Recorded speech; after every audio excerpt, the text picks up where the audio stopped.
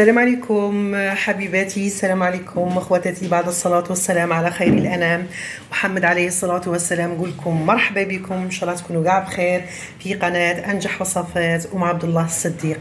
كما راكم تشوفوا اليوم راني جبت لكم عصير منعش.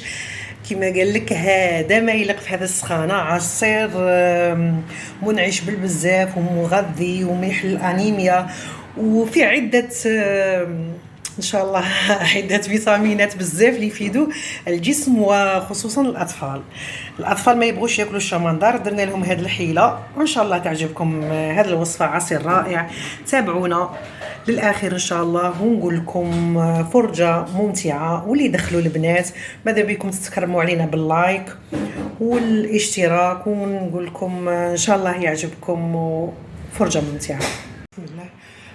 نبداو على بركه الله. اللهم صل وسلم على سيدنا محمد وعلى اله واصحابه اجمعين.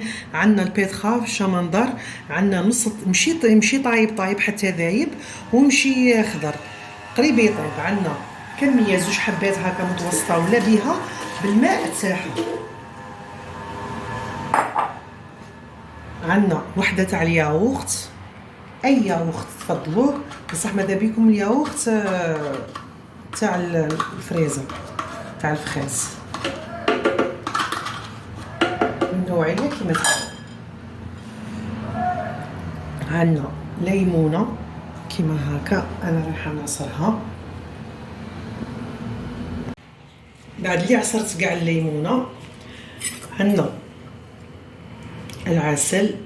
نتوما ما تبغوا، انا رايحه ندير 2 ملاعق ونشوف نتوما كل وحده والذوق تاعها. كاين اللي تبغي العسل بزاف، كاين اللي تبغي الحاجه مسكره بزاف، كاين لا. عندنا منكه تاع منكه تاع الفراوله. تبغوا ديروا تبغوا ما ديروا، بصح ماذا بيكم ديروه باش يعطيكم بنه شابه. وبنه الشمندر تروح كاع. نزيدوا الماء كميه كيما هكا تاع الماء البارد، احنا نديرو غير شويه ومن بعد نزيدو. في هذه السخانه ما يليق غير هذا العصائر، منها عصير شباب والدراري ما يفيقولهش، ومنها كما قال لك مغذي.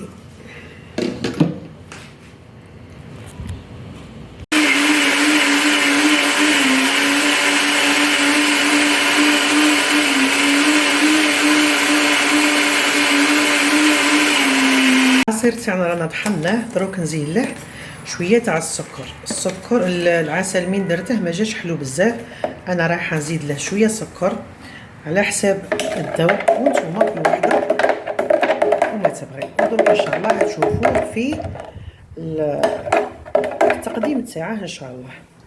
خلاص العصير تاعنا راهو واجد، دروك نديروه في القاروره. الحاجه اللي نقولها لكم، كل ما ضاعفتوا الشمندر يعني البيض خاض، كل ما ضاعفوا كميه الياغورت باش تجيكم حاجه بنينه. من يبرد راح يجيه بال في البنه. انا كنت جربته في رمضان، جا بنين بالبزاف. بسم الله.